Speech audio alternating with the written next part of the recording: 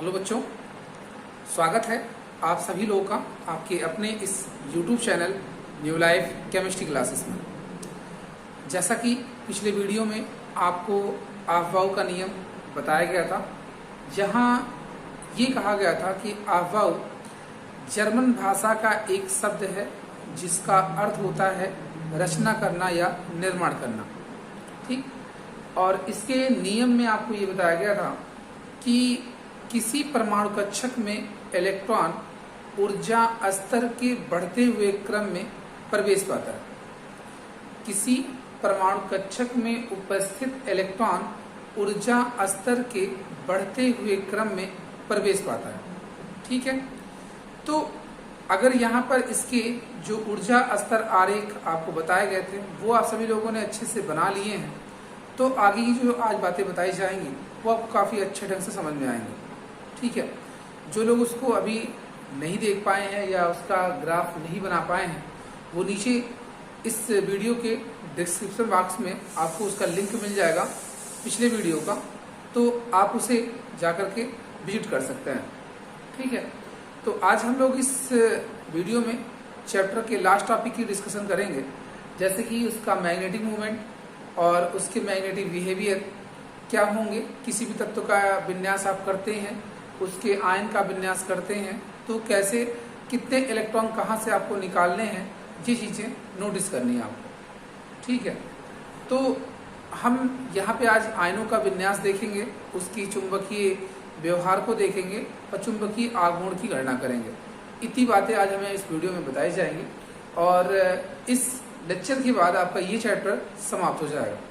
ठीक है, तो चलिए स्टार्ट करते हैं। यहाँ पे सबसे पहले आपको ये बता दूं कि जब किसी भी परमाणु या परमाणु के समूह पर किसी भी परमाणु या परमाणु के समूह पर अगर धन आवेश आ जाता है, अगर धन आवेश आ जाता है तो उतनी संख्या में आपको वहां से इलेक्ट्रॉन बाहर निकालने हैं। जितनी संख्या में धन आवेश आता है उस परमाणु पर उतने इलेक्ट्रॉन आप वहां से बाहर निकालेंगे, मतलब उसके क्रमांक से उतनी संख्या आप कम कर देंगे। ठीक है, अब अगर जितनी संख्या में ऋण आवेश आता है, जितनी संख्या में ऋण आवेश आता है आप उतने इलेक्ट्रॉन उसमें जोड़ देंगे, उसमें उतने इलेक्ट्रॉन जोड़ देंगे। जो भी इलेक्ट्रॉन आपको यहाँ से निकालना है वो सबसे पहले आउटर मोस्ट सेल जो होता है वहां से निकालना होता है। उसके बाद फिर अगर कुछ आवश्यकता होती है उससे पहले वाले जो कोष रहते हैं वहां से। ठीक है ना, तो हमें पहले ये बताया जा रहा है कि अगर आयन है, डेट मीन्स धनायन है, तो जितनी संख्या में धनावेश होंगे उतने इलेक्ट्रॉन वहां से कम करने हैं और जितनी संख्या में ऋण आवेश होंगे उतने इलेक्ट्रॉन वहां पे बढ़ा देने हैं ना। अब आप जैसे किसी आयन का विन्यास करते हैं, मान लीजिए आपको दे देता है, जैसे मैंने दिया Mn, इसका 25 होता है, और Mn का जब आपने कॉन्फ़िगरेशन किया 1s2 2s2 2p6 3s2 3p6 4s2 3d5, देखिए यहाँ तो आपको ये दिखाई दे रहा है कि आउटर जिसका सबसेल है वो 3d दिख रहा है, बट रियल में क्या होता है कि आउटर सेल जो है वो 4s है। ये तो बस केवल ऊर्जा स्तर का आधार दिखाया गया है। तो पहले अगर आपको यहाँ से इलेक्ट्रॉन निकालना है, मान लीजिए डी ब्लॉक के एलिमेंट जितने भी रहेंगे सब में आपको ये करना है। ठीक है ना, सपोज करिए Mn2 पॉजिटिव आ गया, तो Mn2 पॉजिटिव जब आ गया तो यहाँ 25 क्रमांक दिए गए, 25 में से 2 इलेक्ट्रॉन आपको निकाल देने, 23। अब 23 ऐसा नहीं है कि आप परमाणु क्रमांक 23 का कॉन्फ़िगरेशन करेंगे, नहीं, यहाँ पर उसी 25 वाले में से ही आप 2 इलेक्ट्रॉन बाहर निकाल दीजिए। पहले इलेक्ट्रॉन आपको S से निकालना है, फिर आवश्यकता पड़ी तो D से, समझे ना। तो जैसे देखिए यहाँ से तो ये सबसे भरे हुए हैं पूरे, यहाँ की बात करते हैं, पहले S से हमने निकाल दिया, 2 इलेक्ट्रॉन खत्म, तो क्या बचा 3d5 बचा, बाकी सब कुछ ये ऐसा रहेगा, ये आपके नीचे इसमें रहेंगे, लास्ट में 4s0 मिल गया ना। तो जब आप यहाँ 3d5 बना रहे हैं, अब आपको ये पता है कि d ऑर्बिटल, जैसे जो d सबसेल होते हैं उनमें ये 5 ऑर्बिटल होते हैं। कितने ऑर्बिटल होते हैं? 5 ऑर्बिटल होते हैं। तो हुंड के नियम के अनुसार आपको इलेक्ट्रॉन इसमें भरने हैं। हुंड का नियम क्या कहता था कि प्रत्येक कक्षक में पहले एक एक इलेक्ट्रॉन हम भरेंगे। मतलब परमाणु कक्षक में इलेक्ट्रॉनों का युग्मन तब तक संभव नहीं होता है जब तक कि उसके प्रत्येक कक्षक में एक एक इलेक्ट्रॉन ना हो जाए। ठीक है ना। तो आइए देखते हैं इसमें, जैसे मैंने एक एक इलेक्ट्रॉन यहां भरा इस तरह से, ये 5 इलेक्ट्रॉन आ गए। अब हमें इसका बताना क्या है। सबसे पहले हमें किसी भी आयन का जब चुंबकीय व्यवहार बताना हो, चुंबकीय प्रकृति उसकी बतानी हो और चुंबकीय आघूर्ण बताना हो, तो सबसे पहले हमें ये जानना है कि चुंबकीय व्यवहार कौन कौन से होते हैं। तो एक आपका है अनचुंबकीय और दूसरा होता है प्रतिचुंबकीय। अनचुंबकीय और प्रतिचुंबकीय, अनचुंबकीय को आप पैरामैग्नेटिक कहते हैं और प्रतिचुंबकीय को आप डायामैग्नेटिक कहते हैं। ठीक है।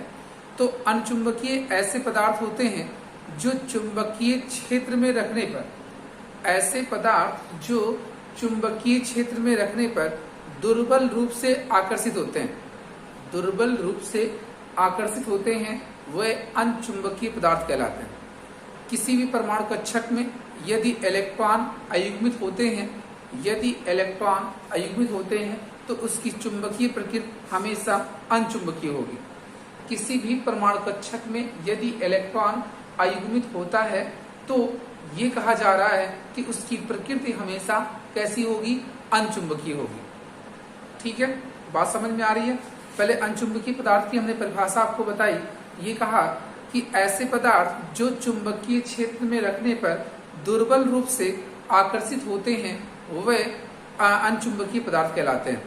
किसी परमाणु कक्षक में यदि अयुग्मित इलेक्ट्रॉन उपस्थित होते हैं तो ये कहा जाता है वह पदार्थ हमेशा अनचुंबकीय पदार्थ कहलाता है। इसी तरह से प्रतिचुंबकीय पदार्थ को यदि आप एक्सप्लेन करना चाहते हैं तो ये होता है उसकी परिभाषा कि ऐसे पदार्थ जो चुंबकीय क्षेत्र में दुर्बल रूप से प्रतिकर्षित होते हैं, दुर्बल रूप से प्रतिकर्षित होते हैं, वे प्रतिचुंबकीय पदार्थ कहलाते हैं। ऐसे पदार्थ जो चुंबकीय क्षेत्र में रखने पर दुर्बल रूप से प्रतिकर्षित होते हैं, प्रतिचुंबकीय पदार्थ कहलाते हैं। किसी परमाणु कक्षक में यदि सभी इलेक्ट्रॉन युग्मित होते हैं, किसी परमाणु कक्षक में यदि सभी इलेक्ट्रॉन क्या होते हैं, युग्मित होते हैं, तो उसकी प्रकृति जो होगी वो प्रतिचुंबकीय कहलाएगी। चीजें इतनी समझ में आई आपको।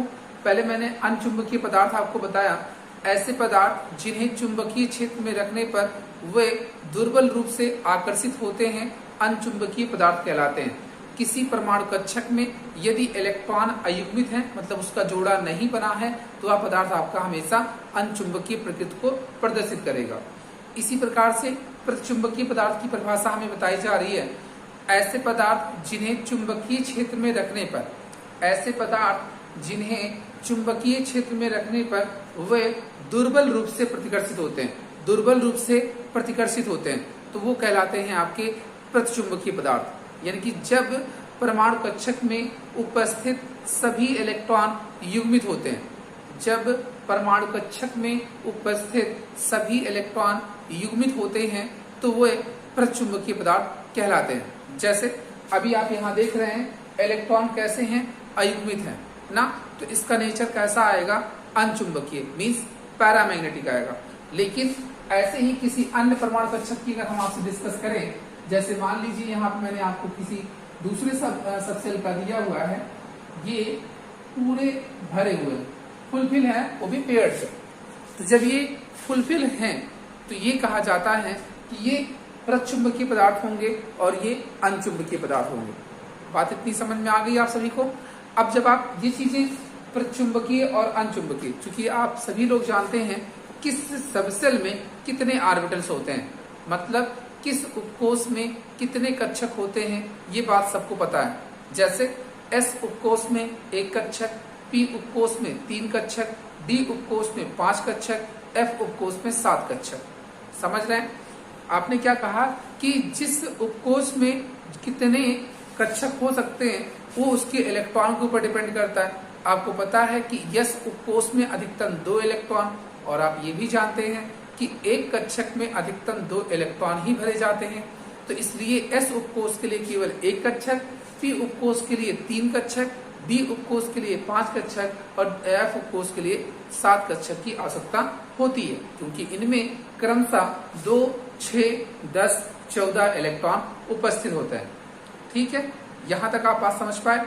अब आइए आगे हम लोग यहाँ पे जब हम चुंबकीय व्यवहार उसका निर्धारित कर ले रहे हैं तो हमें यहाँ बताना होता है चुंबकीय आघूर्ण।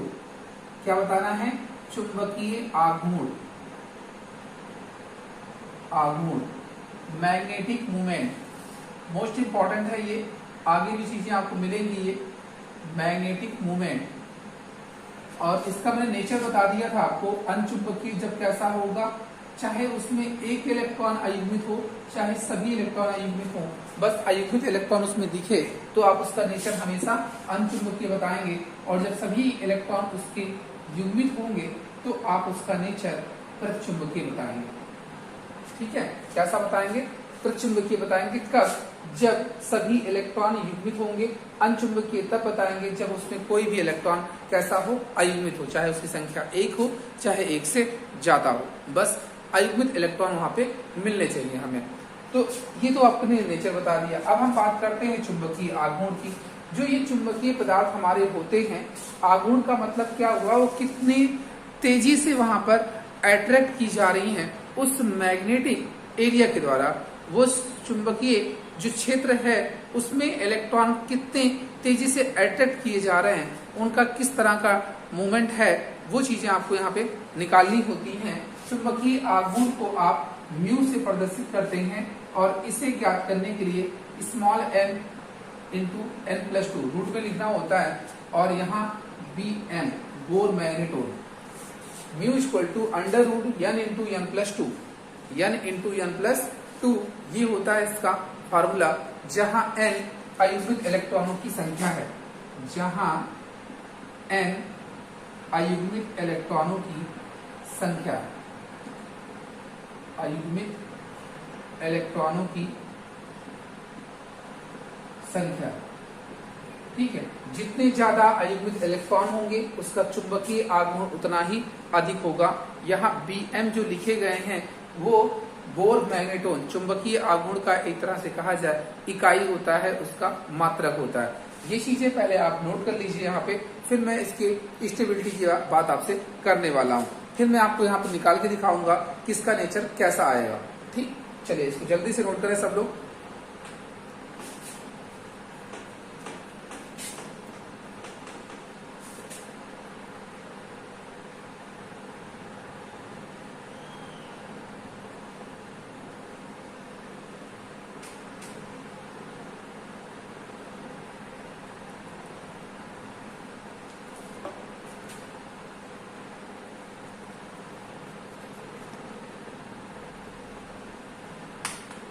नोट किया सभी ने?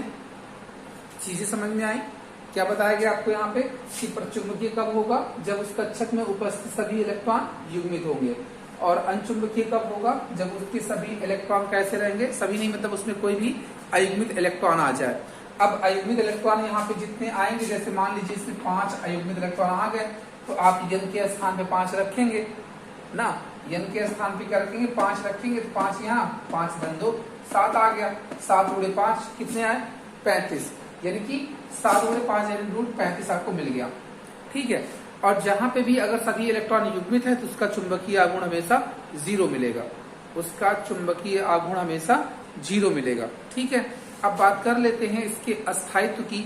जब किसी परमाणु कक्षक, जैसे 2 परमाणु कक्षक आपको दिए जा रहे हैं, उनमें से कौन सा कक्षक अधिक अस्थायी होगा, कौन सा आयन अधिक अस्थायी होगा, इसका निर्धारण करने के लिए भी आप ये चुंबकीय आघूर्ण साथ साथ कहा जाए उसके अनचुंबकीय और प्रचुंबकीय के आधार पर भी डिफाइन कर सकते हैं आप।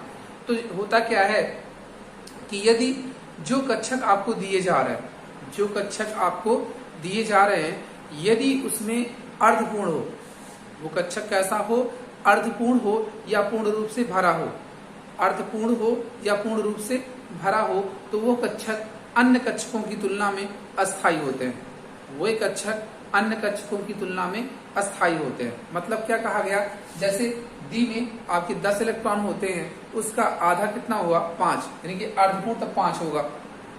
पूर्ण मतलब पूरा 10 हो जाए। ऐसे ही P की हम बात करें तो P में जो आपका आता है टोटल 6 इलेक्ट्रॉन आता है, या तो वो पूर्ण भरित होगा तो पूरे 6 इलेक्ट्रॉन आए, अर्ध भरित होगा तो उसमें 3 इलेक्ट्रॉन आए। ठीक, इसी तरह से F उपकोष की अगर हम आपसे बात करें तो जिस उपकोष में या तो 7 इलेक्ट्रॉन्स आ जाएं, मतलब उसके ऑर्बिटल में 7 इलेक्ट्रॉन्स आ जाएं या टोटल 14 आ जाएं, तो वह अन्य कक्षकों की तुलना में अधिक अस्थायी होंगे। यानी कि जो कक्षक आपके अर्धपूर्ण होंगे या पूर्ण रूप से भरित होंगे वह अन्य कक्षकों की तुलना में अधिक अस्थायी होंगे। ठीक है, उनका अस्थायित्व तो ज्यादा होगा। कब? जब वह कक्षक अर्धपूर्ण हो या पूर्ण रूप से भरे हुए हों। तो आइए देखते हैं इनमें कैसे हम दिखाएंगे। जैसे इन फार्मूलों को आपने देखा ही है, Mn2 पॉजिटिव भी मैंने दिखा दिया। अब आइए इसी में मैं एक एग्जांपल दिखा दूं जिससे अस्थायित्व आप डिफाइन कर सकें। मैंने एक एलिमेंट ले लिया Fe2 पॉजिटिव का और दूसरा ले लिया Fe3 पॉजिटिव का। ठीक है, अब पूछा गया हमसे इसमें कौन सा आयन अधिक अस्थायी है, कौन सा आयन अधिक अस्थायी है। तो आइए चेक करते हैं। यहाँ पे Fe2 पॉजिटिव जब हमने किया 26 होता था, तो यहाँ पर आपको 2 इलेक्ट्रॉन्स निकालने हैं, क्योंकि यहाँ पे कॉन्फिगरेशन इसका 3d6 आता 26 वाले का। अभी जब Fe का निकालते तो 26 आता, तो 1s2 2s2 2p6 3s2 3p6 4s2 3d6 ये होता पूरे आयरन का। बट मुझे यहाँ आयरन 2 पॉजिटिव का निकालना है, तो 2 इलेक्ट्रॉन मैं यहाँ से हटा देता हूँ। देखिए यहाँ से 2 इलेक्ट्रॉन मैंने हटा दिया, यानी कि ये पूरे बन गए इसके Fe2 पॉजिटिव के विन्यास ना।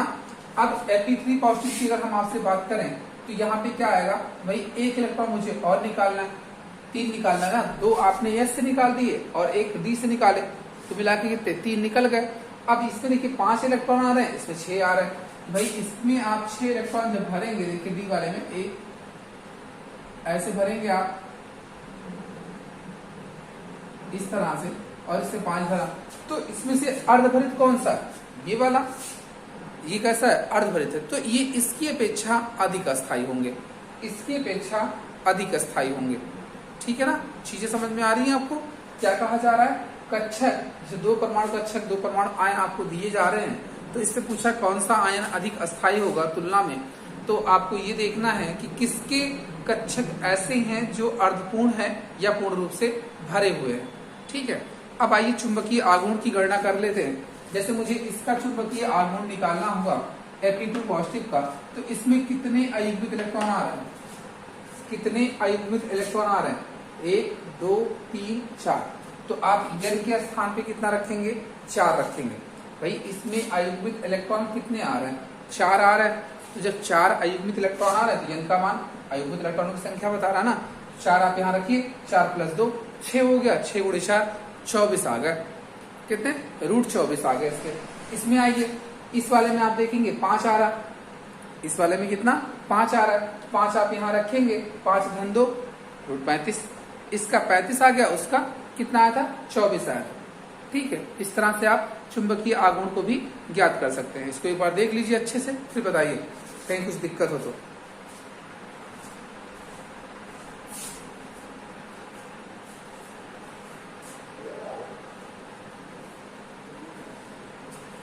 ठीक है, बातें समझ में आई यहाँ पे? सभी को नोट किया सबने? चलिए अब देखिए, जब ये चीजें आप समझ गए, अब इस पे 2-4 क्वेश्चन आपको मैं दे देता हूँ। ये चैप्टर आपका समाप्त हो रहा है यहाँ पे आज, और इसके बाद जो आपका अगला चैप्टर स्टार्ट होगा वो रहेगा तत्वों का वर्गीकरण। कौन सा? तत्वों का वर्गीकरण। तीसरा चैप्टर हम लोग डिस्कस करेंगे नेक्स्ट वीडियो में। पहले आज थोड़े से क्वेश्चन आप अगर नोट कर चुके हैं तो इस पर आधारित हम प्रश्नों की बात करें आपसे, क्योंकि यहाँ पर आपको क्या निकालना होगा? पहले यहाँ पर आपको चुंबकीय आघूर्ण निकालना है, अनचुंबकीय प्रकृति या प्रचुंबकीय प्रकृति कैसी है, कौन सा अधिक अस्थायी होगा, इसका निर्धारण आपको करना है। तो आइए देखते हैं क्वेश्चन यहाँ पे। ध्यान रहे, जितने भी डी ब्लॉक के एलिमेंट्स आपको बताए जा रहे हैं उनमें हमेशा इलेक्ट्रॉन पहले S से निकालना है, फिर उसके बाद D से निकालना है। चलिए 2-4 क्वेश्चन आपके लिए है, सभी लोग इसका आंसर जरूर करेंगे। पहला एक आपको दिया जा रहा है यहाँ पे Mg2 पॉजिटिव, क्रमांक इसका 12 होता है। ठीक है, जितने होंगे उसमें से आप इलेक्ट्रॉन निकाल सकते हैं। पोटेशियम,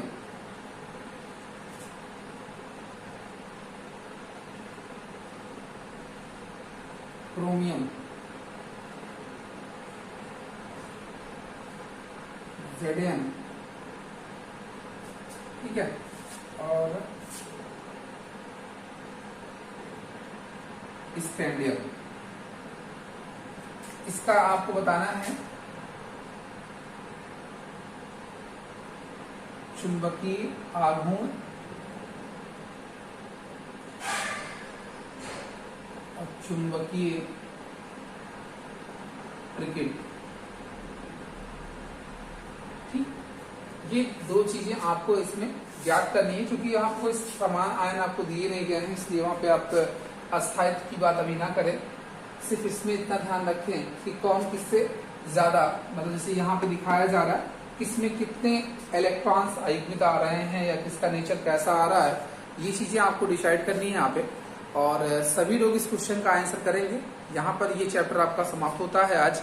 हम अगले वीडियो में आपसे नए चैप्टर के बारे में डिस्कस करेंगे। यदि किसी को और कुछ प्रॉब्लम होती है इस चैप्टर में, कोई टॉपिक कहीं समझ में नहीं आता है, तो आप सभी लोग नीचे कमेंट बॉक्स में कमेंट करें अपना। अगर अधिक लोगों के कमेंट आते हैं तो हम उस पर वो जो भी आप लोगों की डाउट्स होंगे मैं उस पर एक वीडियो अलग से अपलोड कर दूंगा। अदरवाइज नए चैप्टर का शुभारंभ नेक्स्ट डे पे नेक्स्ट वीडियो में जरूर मिलेगा आपको। और हाँ, जो नए विद्यार्थी जुड़े हुए हैं चैनल पे, वो अपने नोट्स को प्रिपेयर करते रहें और साथ ही साथ वीडियो को अधिक से अधिक अपने मित्रों के साथ शेयर करें। वीडियो अच्छी लगे तो लाइक भी करें, ठीक है। और चैनल को यदि आपने सब्सक्राइब नहीं किया हुआ है तो चैनल को सब्सक्राइब भी करें। तो चलिए आज के लिए बस इतना ही रखते हैं, मिलते हैं आप सभी से अगले वीडियो में।